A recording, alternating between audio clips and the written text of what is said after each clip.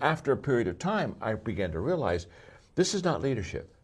My goal isn't to make people happy. I'm not a clown. I'm a leader. My goal is to help people. And all of a sudden, I realized when you help people, they're not always happy. And so my responsibility is to help you, not satisfy you. Hi, I'm Chris Cody. I don't know about you, but I know that I love to absorb content. There's so much free content out there.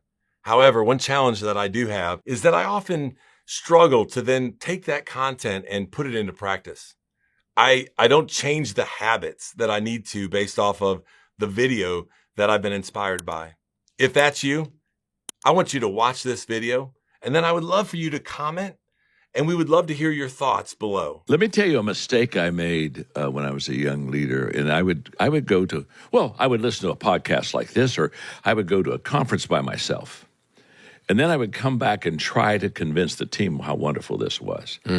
And all of a sudden it hit me. It took me 3 or 4 years before it hit me, so I was a little slow at it. But all of a sudden I realized if I would expose them to what I'm being exposed to at the same time, 2 things happen. One is we can immediately discuss what we're learning and growing. And the second thing is they can begin to have ownership of it.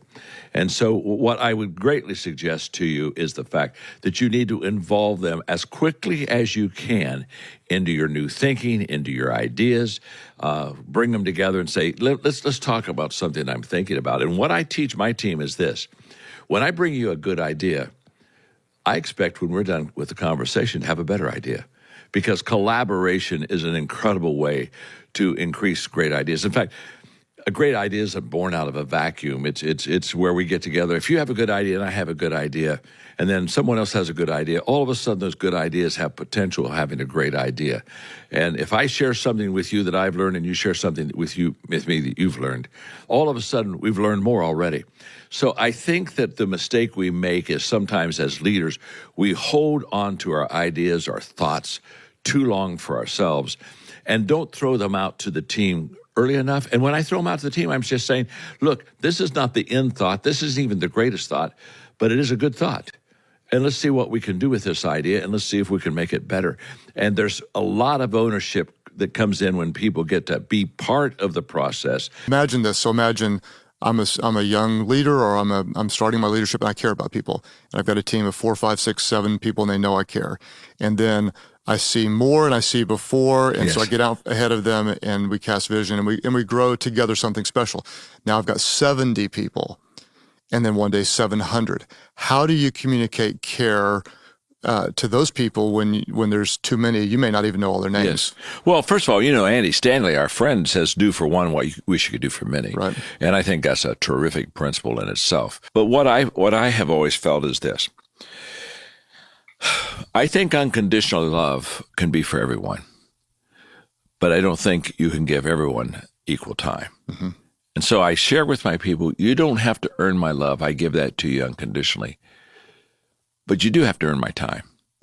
And so there is where I began to distinguish the people that I want to develop and that I want them to move further, is by saying, the way that I will give you that time is for you to show me that you are paying the price for it, that you're up for it. It's John Wooden who would tell his ball players, don't tell me what you're going to do, show me what you're going to do. Mm-hmm. And so the moment I start going out in front, it's basically who's going to show me they want to be out front with me. And if you come out front with me, then you're going to have a little bit more of my time. And so I think caring for people is for everyone, but I think as far as leading and developing people, that's for someone. I think not everyone wants that kind of development, and not everyone works for that kind of development. So I think you have to be real clear. It's kind of like upfront expectations. I think that's what's important in leadership is that when somebody comes to get in the game, before you put them in the game, you say, let's have just a good, honest conversation. For example, Mark Cole, who runs all of our companies, one of the things I sat down with him years ago, and I said, there are a few things I want you to tell every person that joins our company. And one of those things, Craig, is we will have tough conversations. Mm-hmm. And I love telling them that when we hire them. Because when you hire them, they say, oh, whoopee, I got a job. Yay, we're in, and it's kind of like a high water mark for them. And I love that. At that moment, I like to also say, while you're feeling good and while there's been no problems, there will be problems. Mm-hmm. And I just want you to understand right now so that when we have that tough conversation, you'll say, well, he isn't picking on me or am I? No. This is the way this works here. And I just think that the upfront conversations is my willingness to be close to you. Right. But it's also my ability to share with you that there is a leadership part of my life that is always going to cause me to confront, to push, to pull, to prod. In fact, I tell people all the time, the good ones, I say, I care enough for you to confront you. Yes. And I think we sometimes get a little Disneylandish on confrontation. It's like, he doesn't like me. No. In fact, he likes you so much, or she likes you so much, they're confronting you. No, I like that so much too, because especially, you're the leader of your organization. And if someone is close enough and cares about you enough, you make a mistake, the fact that they come and tell you is a gift. It is a gift. And you have to work really hard to help people confront up. And also some people are afraid to correct their team members. And so I think, like you said, if clarity is kind, if you can say, hey, when I'm coaching you, it's because I believe in you. If I didn't believe in you or didn't like you, I wouldn't be coaching you. So this is actually an act of caring by saying, hey, you can do this better, or have you thought of it this way? Sure. And that's another way of caring. If you could have seen me when I started, every one of you would be greatly encouraged. What am I saying? I'm saying very simply that it took a great amount of time, effort, energy, focus, concentration, commitment to become a great communicator. It's all uphill. Writing, it wasn't easy. Over 34 million books have been sold through my name and my writing. People say, wow, that's amazing, that's amazing. No, you got to understand, it was all uphill. My first book, Think on These Things, I talked about a little bit ago, 100 pages, 33 chapters. Do the math. That's 3 pages per chapter. It took me a year to write the book. I wasn't any good at it. The book's not any good. Don't buy the book. I had a lady the other day bought the book. She came up to me to sign it, and I was shocked. She said, I love the book. I said, you love the book? Why do you love that book? She said, I love the short chapters. She said, how did you ever think of writing short chapters? I said, lady, I wasn't any good. I ran out of gas after 3 pages. In fact, some of those chapters are 2 pages too long. It literally took me 5 books to learn how to write. Literally. And I mean, I took writing courses. I had writing mentoring. It took me 5 books before I said, oh, I can write. And it took me 11 books before I ever sold much. Now, it was a process. Now, I don't want you to miss this. Everything worthwhile is uphill. Nothing comes fast. Nothing comes easy. It's all uphill. It's okay. We're working on perspective here. The moment I believe and accept that everything worthwhile is uphill, guess what I do? I expect to walk uphill all the time. If I don't believe that, I expect it to be easy. I expect it to be average. I expect to coast some. You see, my perspective that it's uphill every day, all the way, is huge. We have John Maxwell team. Okay, here's a perfect example of this. We got the John Maxwell team, and we've had huge success with it. I mean, in what, 9.5 years, 33,000 members in almost every country of the world. And people look at that and they say, oh my gosh, John, this is huge. How did you get so good? How did you pull that off? It was uphill all the way. Now let me just stop for a moment and just say to you that I'm constantly asking myself, what can I do to add value to you? Because here's what I know. A crisis never leaves you or me the same. It moves us. It either moves us forward or it moves us backward. It either moves us upward or we go down. But it does move us. And we're saying, oh, I can hardly wait for things to get back to normal. I hear that all the time. Oh, my gosh, won't you be glad when this is all over? And wow, things will become normal. And oh, this will be so good. Can I tell you something? They're never going to return back to normal. Not the normal that you and I know. Trust me. There's never going to be that normal again. It's just like 9/11. After 9/11, we didn't go back to normal. I mean, every day almost I'm reminded of 9/11 through something that you or I have to do just because of safety precautions. So Max Dupree, when he said the first responsibility of a leader is to define reality, the reality is very simple, and that is that normal is gone and there's going to be massive change. Well, if the first responsibility for me is to define reality to you, my second responsibility for you is to help you make positive changes. Nope. You promote them because they're good. And everybody has to understand that you don't go to the next level. You got to grow to the next level. And what I would suggest, because you have still a beautiful but small organization, is I would suggest that you develop what I call a leadership table. And a leadership table is not an official position, but it's a possibility position. And what you do is you should at least have twice a month meetings at your leadership table where you bring people that are on your team that have no leadership positions, but you have leadership discussions. Because what I found is if you bring people to a leadership table and you discuss leadership things that you're thinking about in your business, you're going to find out very quickly those who lean into leadership and those who don't. And it's a great farm team way to begin finding who your potential leaders are that perhaps sometime need to go fill that higher position. And it's very non-threatening. In fact, what I suggest on it, Lillian, is that when you invite them to the leadership table, you just say, we're going to have a leadership discussion, and this may be the only time you come to the table. You don't set it up as you were doing this every couple of weeks for you, because what you want to do is you want to keep the people at the leadership table that lean in, and you want to let the people that don't lean in, let them go back and help you in the business, but they're not going to do the leadership stuff. Because what you have to do is you have to discover. You have to discover who your leaders are, and you can discover them two ways.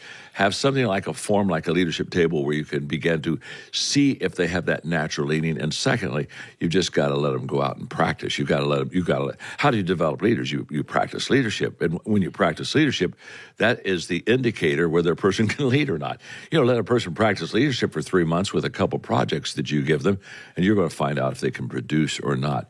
But I have never been in favor of you've held this position for a period of time, so you now can go into a senior leadership position. I think the only promotion that I ever do is they've got to produce. If they can produce, they get promoted, and if they can't produce, there may be some roles in the company that they can have, but certainly not leadership roles. And if the expectation, you used that word, among the people in the organization is that if you've been there a while, you get promoted, that's your fault. You need to change the expectation. You need to announce pretty regularly that your raise is effective when you are. Yeah. You need to announce pretty regularly that people are promoted to leadership because they exhibit leadership skills, not because they breathe air and take up space. Yeah. Seniority gets you nothing, honey. Like the cereal, right? And you just from the very beginning, you're with a guy who was a young developing leader, and you were trying to give and showed how much you cared. You always help value the person with you. The quote that you say that I like so much is, "People don't care how much you know until they know how much you care." Someone might say, "Well, leadership is business. You have to be business and to get results. You have to care about objectives more than people." How would you respond to that? Well, my response would be that I think leaders get in trouble when they quit caring for their people. Mm-hmm. There's a very fine line, as you know, between manipulating people and motivating people. And I think manipulation is always wrong, because manipulation is where I move people for personal advantage. And so to me, that quote is so important because it's a safeguard. It's a safeguard in my life to keep me from crossing that line, which we all have crossed that line. I've crossed that line before, where all of a sudden I thought, now, wait a minute, I just led that meeting and I came out as the winner. I'm not sure they did, but I did. Mm-hmm.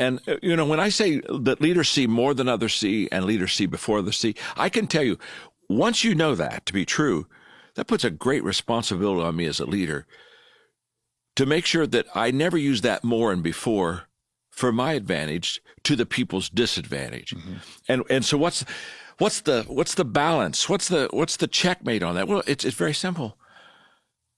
You just care for people, love for people. And I say when you stop loving people, really do them a favor, stop leading them. Mm-hmm. Because the moment that I stop caring for you as a person, then I can promise you the motives of my leadership will go south very quick. Right. They just do. What advice would you give, John, to someone who's maybe newer in their leadership and they say, okay, I do care for people, but I don't know how to express it. How does a caring leader show that she or he cares in a great leadership question. environment? I always share that what you do, and this is by the way, that question you just asked is a very good question, because there are a lot of people who really do care, but they don't emote very well, Right. and they're not visual very well, and so it's not that they lack it; it's just that they have never been able to present it. And so what I always share with them is, if that's your situation, sit down with your people and say, "No, let me share with you the good news and the bad news. The good news is I really care for you, but let me tell you what the bad news is: I don't show it well." So what I'm going to do is I'm going to help you know how I show it. I don't show it because I'm not bubbly and I'm not highly affirmative and I don't come around. I'm not like a cheerleader. But there are 2 or 3 things that I do that really show that I care for you. One is that I always respect you.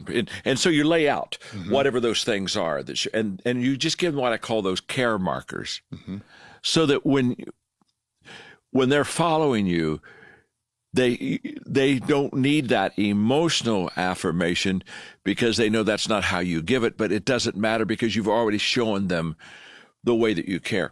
And I think that one of the greatest weaknesses that we have as leaders many times is that we take our areas that are difficult for us and we don't sit down with our people and say, "No, this is very difficult for me.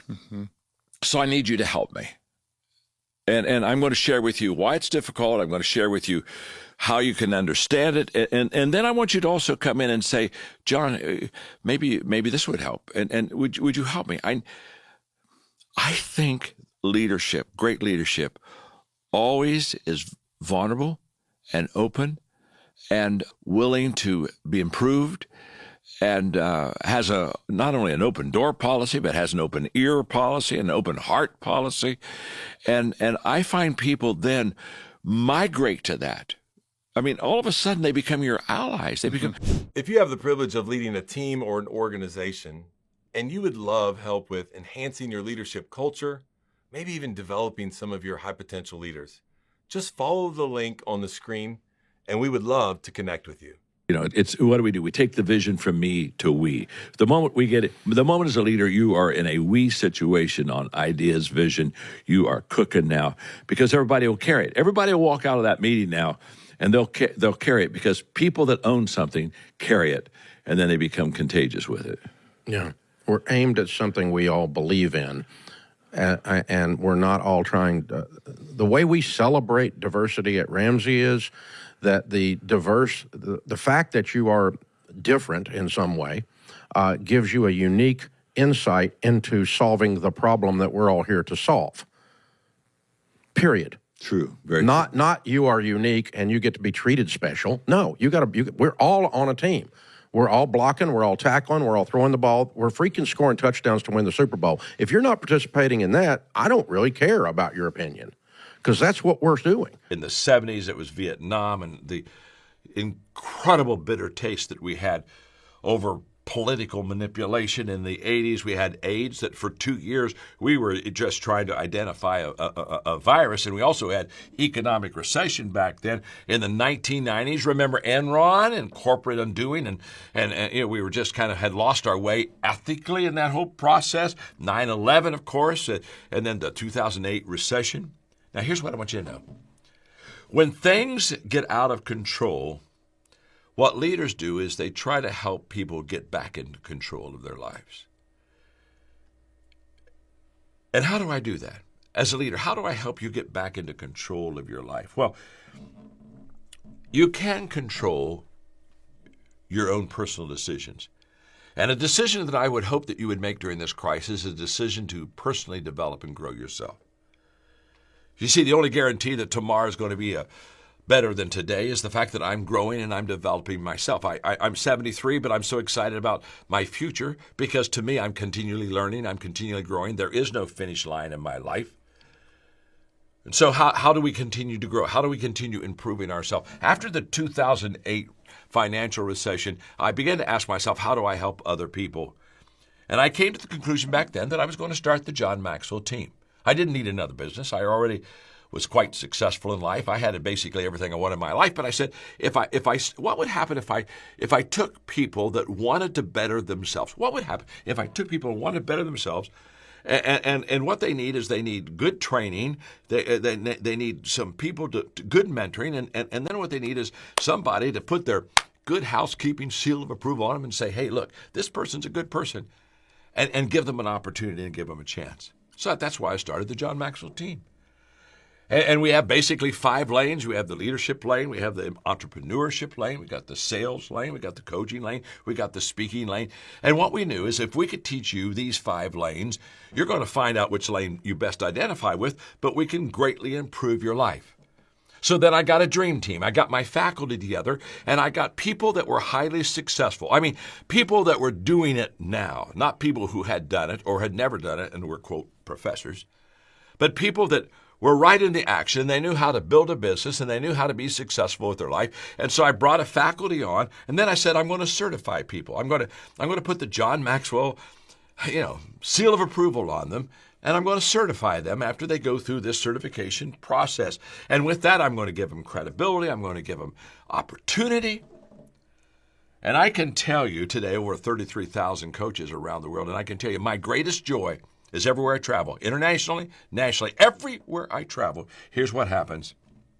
I see John Maxwell team members totally fulfilled because now they have a purpose and mission in life, and that is to add value to people. Because John Maxwell team members, we tell them all the time, we are people of value who value people and add value to people.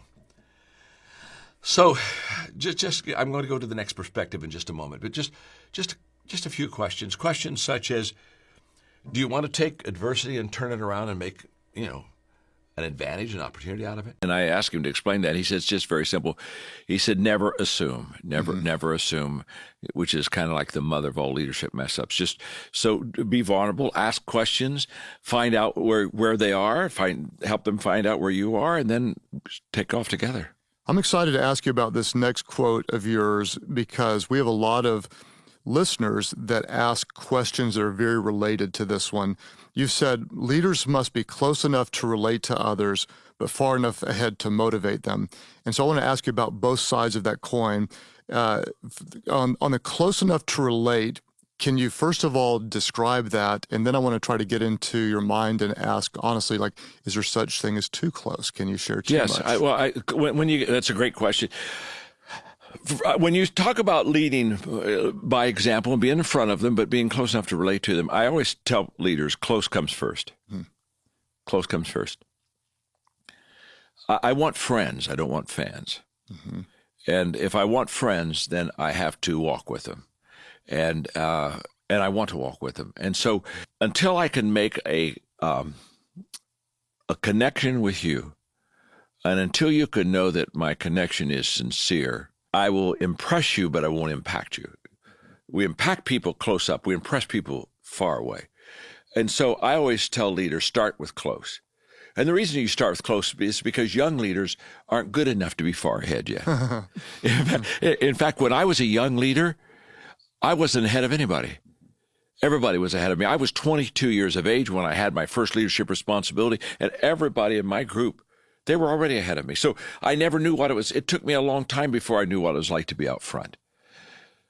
But it didn't take a long time for me to connect with the people and know that I really cared. And so my leadership in the beginning was really a caring connection more than a competence connection. Mm-hmm.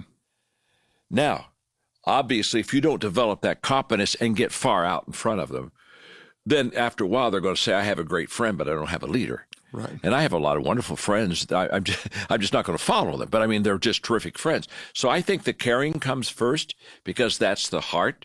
And, people touch your heart before they ask for a hand. Mm-hmm. So I think that comes first. And then, obviously, you've got to grow into your leadership. But if the people care for you and you care for them, they'll give you space. They'll give you time. They'll let you mess up. They're your ally. Again, I tell leaders all the time, the greatest thing you could have is have the people that you love you, and always be there to help you. Imagine this. So imagine I'm a young leader, or I'm starting my leadership, and I care about people. And I've got a team of 4, 5, 6, 7 people, and they know I care. And then I see more and I see before, and so I Yes. get out ahead of them and we cast vision and we grow together something special.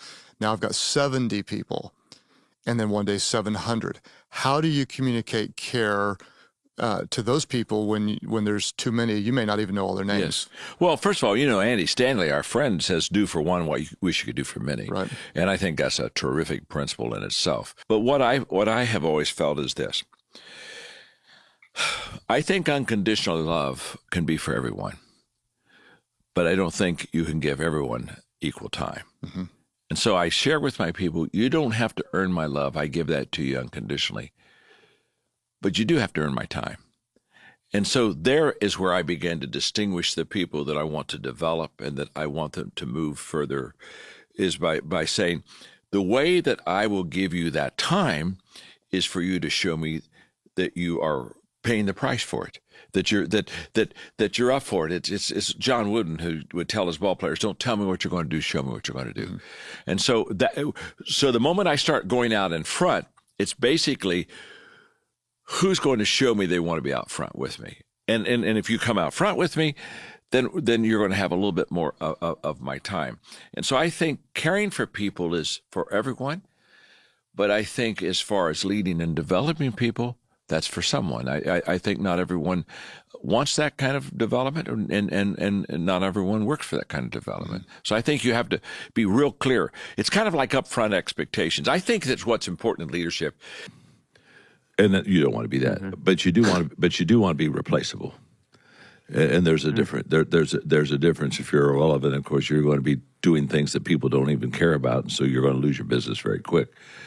But you also want to be able to build. You need to build team members, and I would suggest to you, because you're young and you're not experienced in this area, that you do this slowly and you do it individually. What I did when I was young, before I really knew how to build a team, is I spent concentrated specific time with a player on my team. And I shared with them things that I was doing, and we did it together. And it was, it would sometimes be a 2 or 3 month process. And I would watch them. It was kind of like, I do it, and you watch me. Now I'm going to watch you, and you're going to do it. And then I'm going to have you do it. I'm going to have you do it. And then, but if you really want to build a company, you go to step 4, which most people never do in an equipping process. It really, you go to, I do it. First of all, you have to be able to do it well. If you cannot give to other people something to do that you're bad at yourself. That's why I've never understood people in training that can't do the job, training people how to do the job. So I do it, then I do it. And those that can't do shouldn't teach. Yeah. But you see it all the time. You see people training, Dave, that they're not successful in themselves. So I do it, but then I do it and you're with me. That's the power of proximity. Then you do it and I'm with you. Now we're coaching. Then you do it. I want to see you do it alone, but that isn't the end. And then you do it, and somebody is with you. Multiplication of leaders is in that last step of you do it and somebody's with you. And I would suggest you do it this way because you don't have a lot of experience yet in empowering and delegating and equipping people. And this, I think, is the best way for you to know if you're doing it right or not. And you're going to find that out because let's say you spend a year and you've done 3 or 4 people and you find they're doing really well, then you're saying, I have a system that works. I feel cared for by someone else when they do correct me, help me become better. And I love you bringing that point out. And here's why, Craig. I think if I am not open for correction in my own life, then it's a very difficult thing for me to turn around and do it to others. Right. I think teachability starts at the top. And when I walk into a room, into any meeting as a founder, leader, it doesn't really matter. I can tell my team, and they know right off, the best idea when we walk out of here is the one that's going to win. Mm-hmm. Not my idea, the best idea. And I think creating that kind of an environment is very healthy. I'm excited to hear your response to this quote. It's one of my favorite quotes of yours. You say, you'll never change your life until you change what you do daily. Yes. The secret of your success is determined by your daily agenda. I'd love to know, what do you do daily that helps you impact lives and build your organization the way you do? What are some of your daily disciplines that are most helpful? Well, I love that question. And I do believe this. I believe that we overestimate what we can do tomorrow. Right. And I think we over-exaggerate what we did yesterday. And I think especially when you're old like me, you sit there and, the good old days. So I don't think the good old days were always that good. You know what I mean? But I do think, in fact, I know, we underestimate today. Mm-hmm. And it's the only moment I have. All I have is now. The only time I have. And that's why I tell people consistently, you have to live in the present.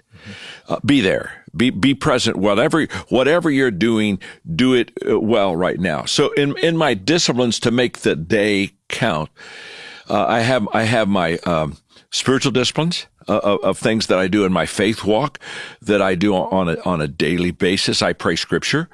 I have my writing disciplines. I write always in the morning. In fact, one of my disciplines is that basically I don't meet with anybody until noon, because I'm a morning person. I get up around 4:30 in the morning, and from 4:30 till about 10:30, 11, I am cooking. I mean, that's when I think best. That's when I write best.